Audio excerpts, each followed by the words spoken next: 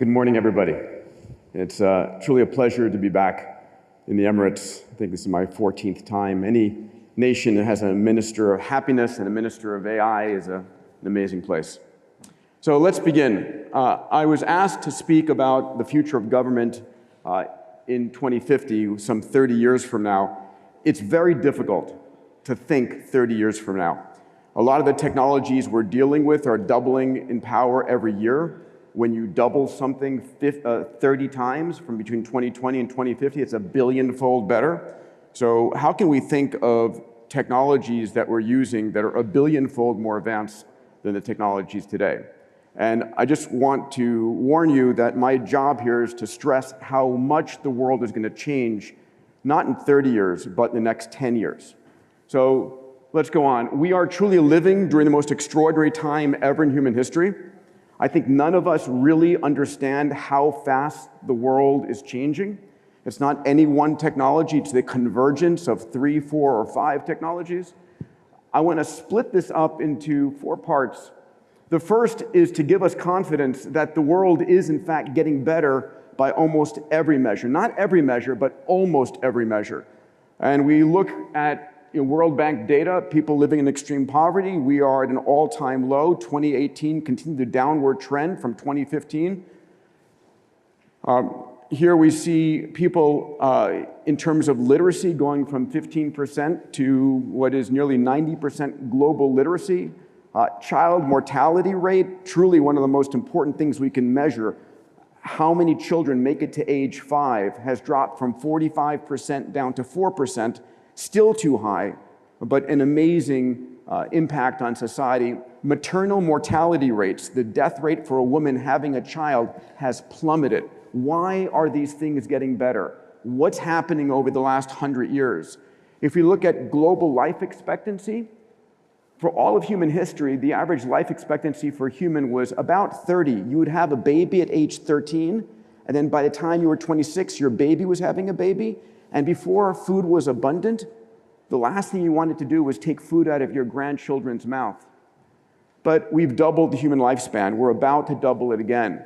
Here are the numbers. If you look at the number of children, in 1950, almost 100 countries had 6 or more children per family. It's falling very rapidly.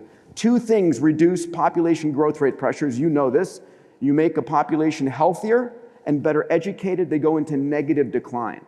A lot of my friends in Silicon Valley are worried about underpopulation of planet Earth, not overpopulation of planet Earth. We can talk about that. This is autonomous. The blue line is cars. The orange line is airplanes, truly the safest means of transportation. We still have about 1.2 million deaths per year from cars. But as we go to autonomous cars, those will go to near zero as well. Right? So why is this happening? Global death rates from natural catastrophes. Look at how it plummets in the 50s, 60s, 70s. What's going on here? Right? It's better data. It's satellites in orbit. It's being able to get help in the golden hour after disaster. This is from Steven Pinker's book, The Better Angels of Our Nature, that shows us even warfare is reducing over time. We're living in the most peaceful time compared to history. So the question is, why are all of these changes happening? I would posit it's the impact of exponential technologies. These technologies, computation, sensors, networks, AI, robotics, 3D printing, synthetic biology, are transforming our planet in a multitude of different ways. So let me slow it down a second. We are living in a world that is going from linear to exponential. What do I mean? Our brains, the 100 billion neurons in our brains, the 100 trillion synaptic connections that shape everything we hear and see, was shaped here on the savannas of Africa, hundreds of thousands and millions of years ago, where the world was very local and very linear. All you cared about was within a couple of days' walk. Nothing changed century to century, millennium to millennium, and our brains evolved for this world. Our brains evolved for this world. But that's not the world we live in today. Today, the world is global and exponential. Something happens in China or the US or India or Africa, and we know about it seconds later. Things are not changing century to century or decade to decade. They are changing year to year. They're changing month to month. So when I talk about linear versus exponential, linear is this. I have two 7-year-old boys. They're great linear counters, 1, 2, 3, 4, 5. And in 30 linear steps, I'm 30 meters away. And our brains are wired to think, where will you be in 30 steps? I can point. I'll be right in the back row over there in 30 steps. But in 30 exponential steps, this is a simple doubling. 1, 2, 4, 8, 16, 32. And 30 doublings, you're not in the back of the room. In 30 doublings, you're 1 billion meters away. Put differently, you have gone around the planet 26 times. So when the technology we're using is not progressing linearly, but progressing exponentially, it's very difficult for us to think about what our government will be like in 30 years.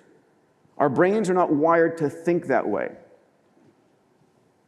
So all of this is due to this guy. This is Moore, Gordon Moore, the creator of the Intel chip, along with his co-founders, who in 1965 published a very famous paper. He said, at Intel, over the last 7 years, we've noticed something. The number of transistors we can put on a piece of silicon has roughly doubled every 12 to 18 months for the same dollar price. And he said it's likely to continue. And it became known as Moore's Law. It's continued for 50 years. And this is what it looks like. This is the first integrated circuits, 2 transistors, back in 1958 when they started Intel as a company. This was their first commercial product. In 1971, 2,300 transistors, $1 each. And then last year, this was an Intel Core i9 processor with 7 billion transistors. And this was a 27 billion-fold price performance increase. Now, I have no idea what that even means. It's really fast, really cheap. Let me give you another visualization of how fast our world is changing. In 1956, this was a 5 megabyte hard drive. And if you happen to have your cargo airplane, you could move it from location to location. Fast forward, we noticed when this happened, right? When this form factor changed to an SD card, right? So 128 megabytes, 25 times more memory, 1,000 times cheaper, 1,000,000 times smaller. But did we notice this, that 9 years later, right on schedule, now it's 1,000 times more memory for the same price? But it doesn't stop here, right? Because today we have a 1 terabyte SanDisk, and I'm an investor and advisor to a company, a nanotech company, working on putting all of Google's data centers on a sugar cube, right? This is not slowing down, is the point I want to make. So I don't know how to think about a 10 trillion-fold price performance, but we're heading towards a world where computation is available everywhere, all the time, effectively for free, a squanderable abundance of computation. For the poorest child in Tanzania or the wealthiest executive in Manhattan, all the computational power you need is no longer a scarce resource. So if we look at computation over the last 100 years, we see 5 paradigms of computational power, right? Only this last part is known as Moore's Law. And if you continue, what you see is the following. In 2023, $1,000 will be able to buy you, what is that, in 4 years, buy you the computational power of the human brain, 10 to the 16th cycles per second. And then 25 years later, now $1,000 is buying you the computational power of the entire human race. Now our kids' homework gets really easy. And it's not just faster, cheaper computers. This is the bedrock, the foundation, if you would, on top of which sensors and networks and AI and robotics and 3D printing and synthetic biology and augmented virtual reality and blockchain, all these technologies are getting faster and faster and faster as computation is exploding onto the scene. And many of you are, and many of you employ incredible experts in many of these areas, but that's what it was last decade. The next decade is the combination of 2, 3, or 4 of these coming together, where blockchain and quantum computing and VR come together to transform 1 or 1,000 industries. So it's the convergence and the new business models coming out that are going to change, in my opinion, every single industry in this room in the next 10 years. We're going to create more wealth in the next 10 years than we have in the entire past century. I'm clear about that.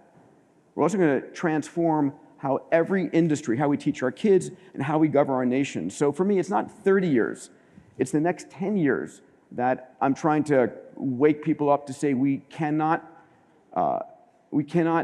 discount how fast the world is changing. So another implication of this is what's called scarcity to abundance. Technology is the force that takes what used to be scarce and makes it abundant. Over and over again. We used to live in a world of scarcity. We are very rapidly moving to a world of abundance where every man, woman, and child will have access to all that they need. That's my mission. That's my goal, that the work that the X Prize Foundation, Singularity University, Abundance 360 does. So let me give an example. What would you think of as more scarce than a perfect diamond, a 5, 6, 7, 8 carat diamond?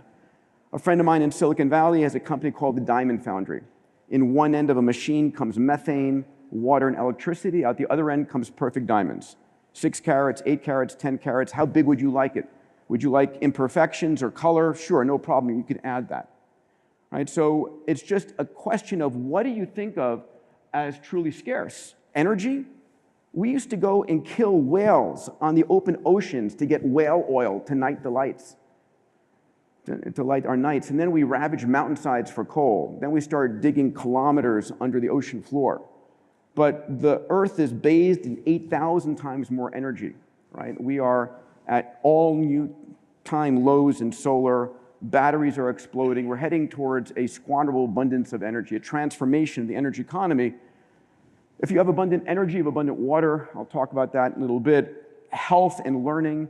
AI will be the best diagnostician, the best teacher available, not for all things, but for most things. We hit all-time highs of capital availability in 2017, and then all-time highs in capital availability in 2018.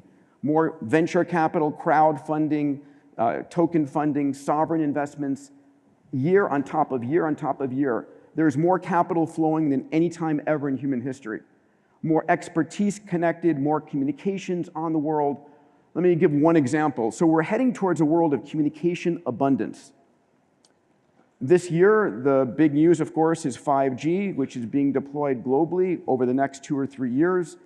10 gigabit connection speeds around the world.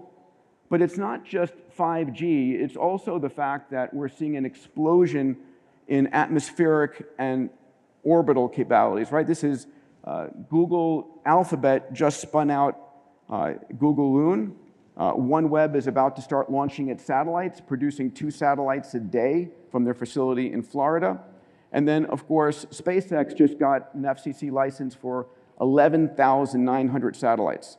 What does that mean? It means this. In 2017, half the world was connected. We had 3.8 billion people connected on planet Earth. In the next 6 years, we're going to connect every single human on the planet. This is a big deal for governments, right? We're about to add 4 billion new minds, 4 billion people who've never uploaded or downloaded, never purchased anything, never created something and sold it to the rest of the world. What are 4 billion new minds going to create? What are they going to invent? What are they going to discover?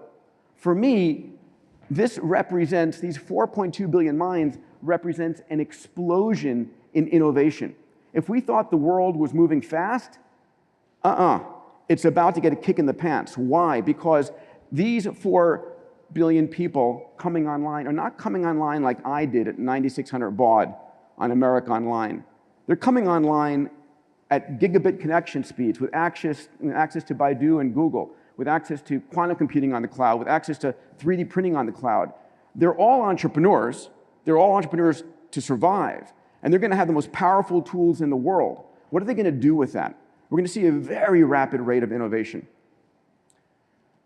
Another thing that's hitting us, it's an area that I focus on a lot, is a longevity bonus, if you would. My mission, a lot of my friends that I invest in, the companies I start, are how do we make 100 years old and you 60? How do we add 30 healthy years onto everyone's life? So that's the mission. I've had the pleasure to co-found 2 companies. A third one will be announced shortly. But there's a multitude of other companies that are in phase 1, phase 2, phase 3 clinical trials, from senolytic medicines to Wnt pathway to stem cell to GDF11, young blood manipulation, all of these have a single goal of giving you the energy, the aesthetics, the mobility at 100 years old that you had at 60. So what does it mean to governments when all of a sudden your citizens are living a healthy extra 20, 30 years? I mean, a lot of challenges there that people are not thinking about. This is not an if, it is a when. And the when for me is this next decade. I'm clear about this. It's an economic boom if you move the retirement age, right? Because at the top of someone's earning potential, they don't retire, they continue generating revenue for their nation. But these are the conversations that are not happening. All right, the fourth thing I wanted to hit on is for all of human history, whenever there was a problem, there were two people you would go to. You'd go to the government, and for most of human history, the best the government could do was change their monetary policy or deploy their troops. Or you might go to one of the robber barons, the feudal lords, or the head of an industry and say, please help us with that. There were very few people who could change the game. Very few people who could make a difference and solve a problem. We're now heading to a world in this decade, right now, in which anybody who truly is passionate about solving a problem has the tools to do it. So this is the work that I do with the X Prize. I read about this gentleman, Charles Lindbergh, who in 1927 flew from New York to Paris, not on a whim, but to win a $25,000 prize put up by this Frenchman, Raymond Orteig, who was born under the Pyrenees Mountains, moves to New York, loves airplanes, loves his homeland of France, his new home of America, says, I want to connect the two. This $25,000 prize inspires 9 teams who spend $400,000 trying to win this by crossing the Atlantic. Lindbergh is the most unlikely guy to do it. He does. And I said, you know, for me, I wanted to always go into space. Maybe this is the way I'll get a chance to fly into space. So I came up with this idea of an X Prize. I said, I'm going to find a $10 million donor who will fund a competition for the first private spaceship that could carry 3 adults up into space, land safely, and do it again within 2 weeks. I didn't know who was going to fund the prize, so I called it the X Prize. The X was a variable to be replaced by the name of my donor, the Pulitzer, the Orteig, the Nobel. I'm very lucky, Anusha Ansari. Would you stand up 1 second? So Anusha Ansari funded that first $10 million X Prize. She grew up in Tehran while I was growing up in New York, both of us looking at the stars, both of us Star Trek fanatics. She came to the US, built a few very successful companies, had a $1 billion+ exit, funded our X Prize, and then flew as the first private female astronaut to the space station for 11 days. And now I'm very proud, yes. And I'm very proud as joined as the CEO of the X Prize, and I moved to the executive chairman role. But the prize was won. Here's the winning spaceship, Spaceship One in the Mojave Desert. It's now hanging in the Smithsonian. Richard Branson came and bought the rights to commercialize it, to create Virgin Galactic. We were able to create an amazing board of trustees and benefactors from Larry Page and Ratan Tata and Jim Cameron and Elon and Ray Kurzweil.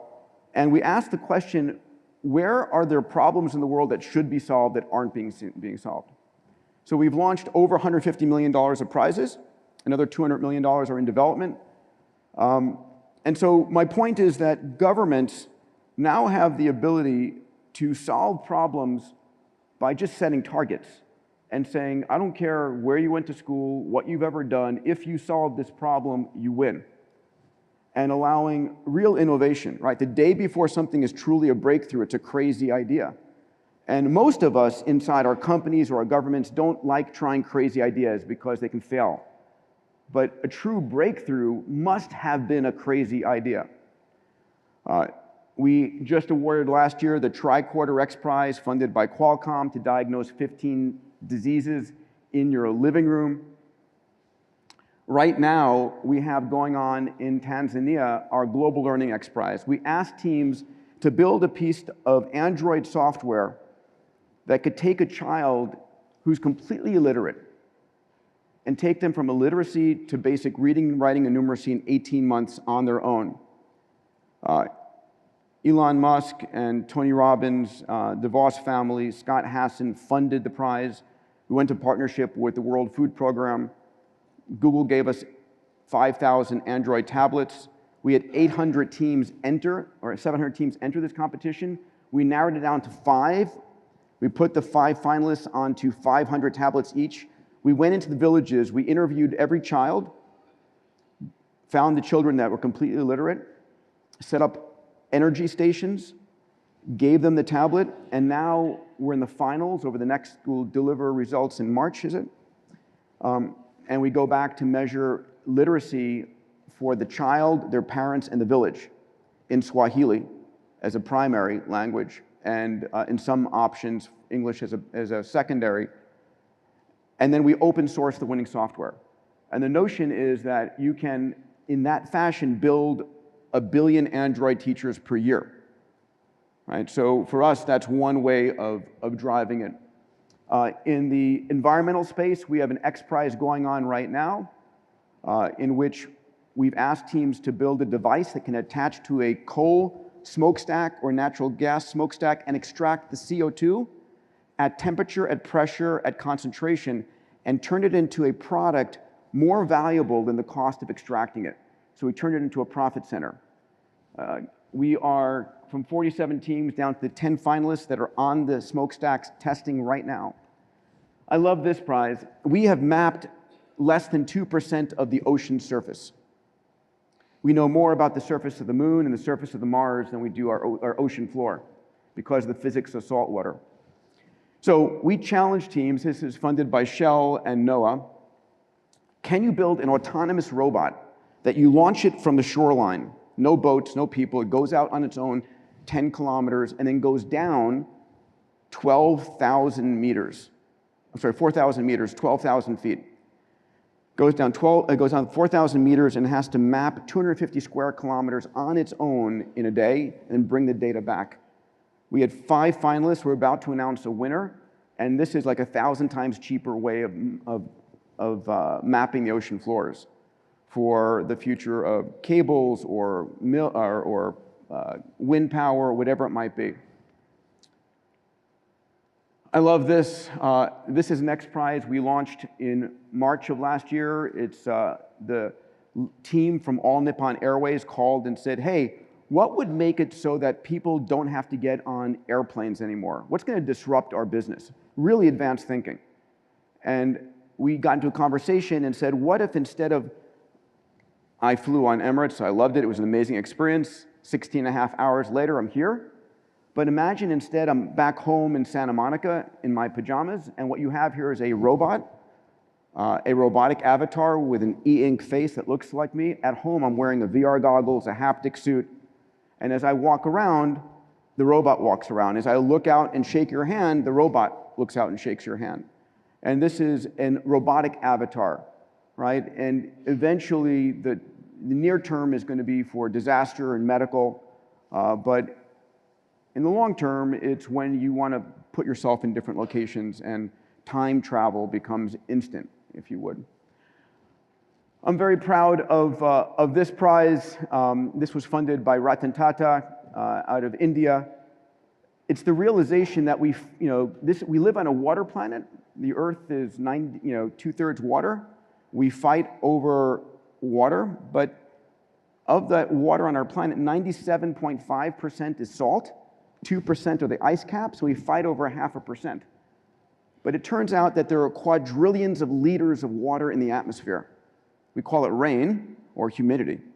And so we challenge teams around the world to build a device that could extract 2,000 liters of water per day for 2 cents per liter with renewable energy from the atmosphere. And it was won, and we announced it in October of 2018. And so our goal now with all of these technologies is to scale them so they become available around the world. All right, I'll close with 2 thoughts.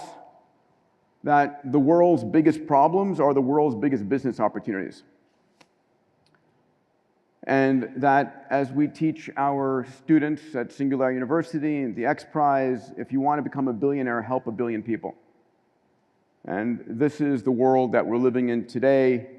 There are a multitude of X Prize. I still have my own passion for Happiness X Prize, but we can talk about that. We have Amir, who's with me, is working.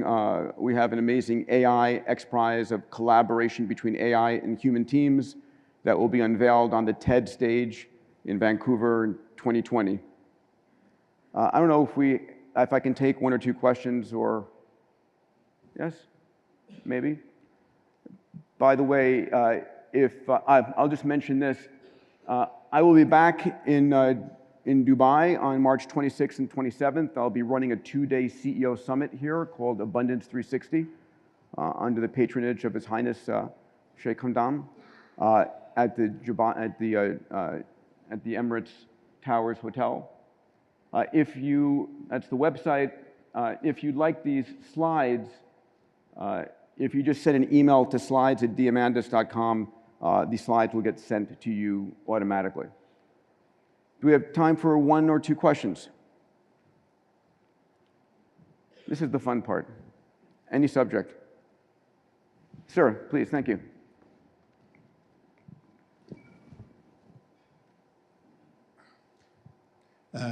I think this is an excellent presentation.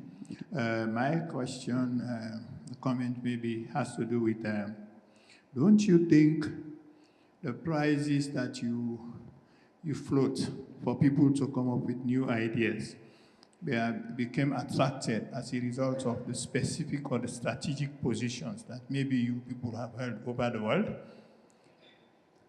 I'm not sure I understood. The prizes that I take on.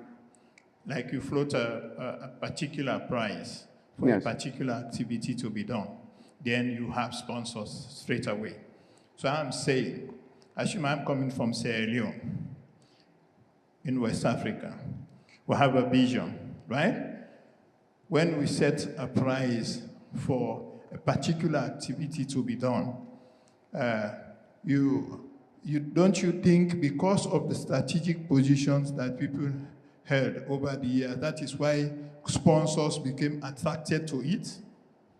So, first of all, our goal is we do a lot of work in which we say, okay, in the future of health or the future of water or the future of energy, what is the ideal state for humanity 20 years from now? What should it look like 20 years from now? Where could it be? And then what are the breakthroughs required to get us there? And it's those high leverage breakthroughs that we launch these prizes. We work with individuals, companies, philanthropies, governments around the world, really to identify areas that are stuck, that are not moving. We make sure that the prizes are very even. Anyone can compete from anywhere. And ultimately, our mission is simply to move that state forward, to make it more available, bring the cost down, increase availability. It's driving towards a world of abundance is the vision that we work towards. Thank you. Take one last question here. Thank you. Yeah. I'm Melodina from the Mohammed bin Rashid School of Government. I love the work you're doing because you're bringing in private sector thinking in this area. Just a quick question, because we know from past experiences, once these technologies scale very rapidly, we have these regulation issues where we look at the negative fallback. What are you doing to ensure that you're also thinking 20 years down ahead? That's a great question. And so at the end of the day, we spend a lot of time we have our chief impact officer and our team is focused on impact. When a prize gets won, if it becomes a footnote in a book or a museum piece, that's a waste. It is all about changing the impact and making it available. So we work a lot of times to change the regulations to allow this to come into existence. We try and get advanced market commitments in countries around the world so that the winning technology actually becomes used. One of our X Prizes that Wendy Schmidt, Eric Schmidt's wife, funded is for rapid oil spill cleanup. So the winning technology increased the rate at which oil spills get cleaned up 600%. So you clean it up on the ocean before it hits the coastline. And it's really trying to just change what is possible. Anyway, I invite you all to consider the X Prize and the work that we do as part of your, I won't say 50-year vision, or I'll say your 10-year vision. Anyway, thank you all very much.